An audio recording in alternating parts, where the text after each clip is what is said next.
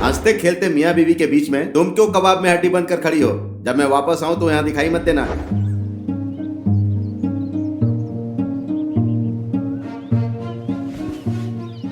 कायल, चाचा जी की बात का बुरा लगा तुम्हें? मुझे लगता है मेरी वजह से तुम दोनों के बीच में ये प्रॉब्लम आ गई है। इसमें तू क्या कर सकती थी? इस प्लान को मैंने भी तो ओके किया था ना। चाचा जी की कोई गलती नहीं है। इनफैक्ट चाचा जी की बात बिल्कुल सच है। जैसा उन्होंने कहा, नई नई शादी किए हुए जोड़े के साथ रहना सही तो नहीं है। छोड़ो ना, तुम यहीं पर रह लो। बंगला कविन के नाम हो जाएगा। मैं जिस काम के लिए आई थी वो ऑलमोस्ट हो चुका है, इसीलिए मैं जा रही हूँ। जा रही है मतलब? हाँ कायल, मैं जा रही हूँ। पर मम्मी पापा से क्या कहेगी? कविन मुझे अच्छा नहीं लगा और मैं उसके साथ नहीं रह सकती। उसके साथ अगर रहने के लिए कहेंगे तो मैं मर जाऊंगी, ऐसा कहूंगी। उसके बाद कुछ दिन माँ और पिताजी रोते रहेंगे, फिर वो खुद ही सारी बात समझ जाएंगे। So sorry Satya. हे, तुम क्यों सॉरी बोल रही हो? तुम लोगों के लिए मैंने इस प्लान को ओके नहीं कहा था। दरअसल इसमें मेरा भी फायदा था। सही कह रही है। तुझे शादी करने में दिलचस्पी नहीं थी, इसलिए कविन की पत्नी बनने के लिए तूने हाँ कर दी। और कविन अपना बंगला छोड़ना नहीं चाहता था, इसलिए उसने भी तुझे मंगलसूत्र पहना दिया और शादी कर ली।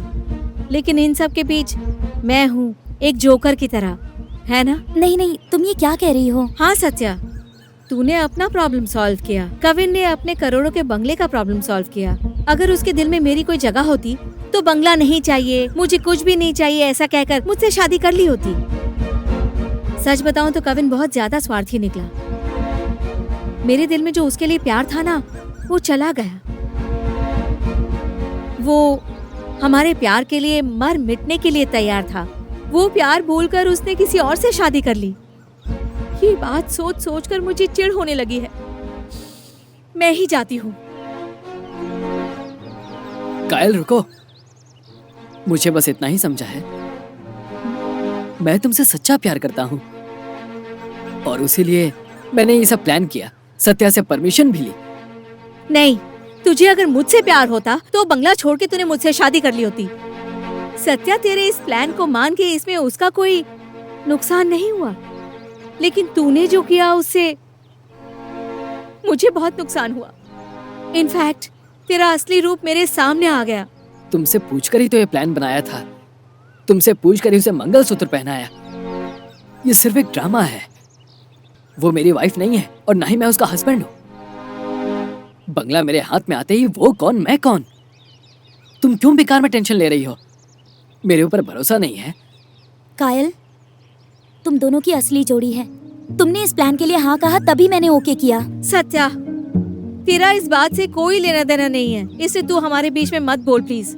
कविन को जो मैंने ट्रस्ट किया था वो उसने पूरा तोड़ दिया। आज उसने बंगले के लिए तुझे मंगलसूत्र पहनाया, कल किसी और चीज के लिए मुझे नहीं छोड़ेगा, इसकी क्या गारंटी? ये क्या जो मन में आ रहा है बोले जा रही है?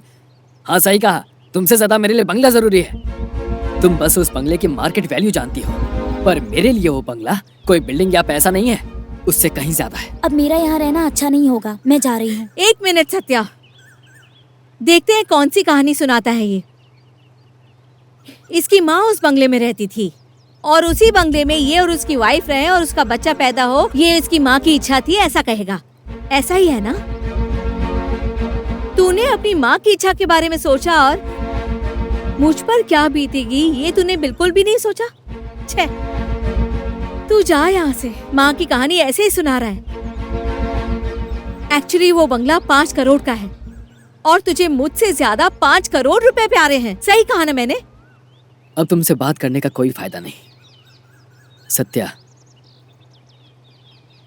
जो बात तुम दोनों नहीं जानती वो मैं बताने जा रहा हूं। तुमने कहा मेरी माँ ने उस बंगले में जिंदगी गुजारी, तुम दोनों बस इतना ही जानती हो, लेकिन आज भी मेरी माँ उसी बंगले में जी रही है। उस बंगले के बगीचे में ही मेरी माँ को दफनाया है और ये मरने से पहले उनकी आखिरी इच्छा थी। वही उनकी समाधि है। वो दूसरों के लिए सिर्फ समाधि होगी, लेकिन मेरे लिए एक मंदिर है। कुछ भी करके वो मंदिर पालूं, इसीलिए मैंने ये सब किया। उसके लिए मैं कायल को भी छोड़ नहीं पाया। कायल भी जैसे मेरे लिए मेरी माँ थी वैसी ही है। प्यार के लिए अपनी माँ को नहीं छोड़ पा रहा हूँ, माँ के लिए अपने प्यार को नहीं छोड़ पा रहा हूँ। इसलिए मैंने ये सब प्लान, और वो बंगला अब मुझे मिलने वाला है। ऑफ कोर्स तुम दोनों के बिना वो नहीं मिल पाता।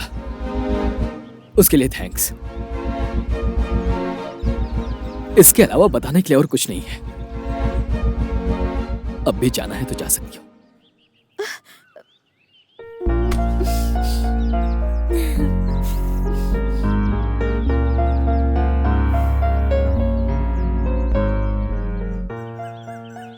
सॉरी यार, माँ की समाधि उसी बंगले में है। ये बात मुझे क्यों नहीं बताई? सोचा शादी के बाद बता दूंगा। तेरी खुशी उस बंगले में है ये तो मैं जानती थी, लेकिन उसके पीछे इतनी दर्द भरी कहानी है ये नहीं जानती थी। माँ मेरे लिए सब कुछ थी। वो अब मेरे साथ तो नहीं रह पाएगी, कम से कम उनकी समाधि तो रहेगी मेरे पास में। इसीलिए मैंने तुम्हें तकलीफ पहुंचाई। सॉरी यार।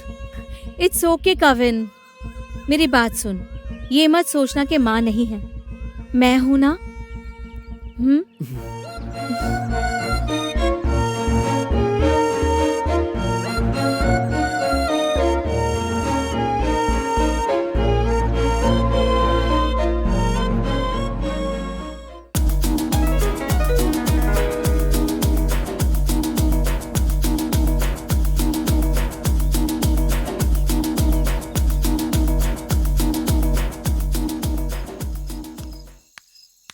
सत्या, कविन कहाँ है? अंदर है अंकल, तुम कहाँ जा रही हो?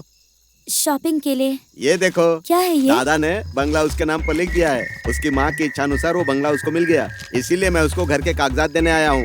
ए कविन! 1 मिनट अंकल, मैं उसे बुलाती अरे तुम हूँ। रहने दो, मैं ही देख लेता हूँ। कविन!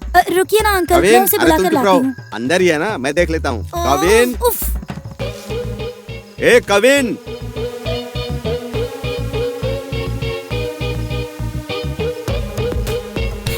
सब खत्म। ए! ये सब क्या हो रहा है? चाचा जी वो ये देखकर मेरा दिल फटा जा रहा है, तो सत्या को कैसा लगेगा? चाचा जी मैं छे!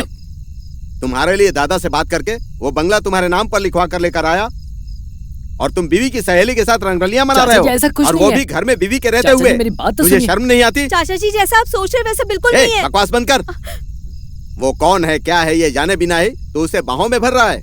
तूने खानदान की इज्जत मिट्टी में मिला दी। अब अगर ये खानदानी बंगला तेरे हाथ में आया तो हमारे खानदान की बदनामी होगी। चाचा जी आप क्या करने वाले हैं? अब ये बंगला जिंदगी में तुझे कभी नहीं मिल पाएगा। मैं बंगले के इस कागजात को फाड़ कर फेंक दूंगा। चाचा जी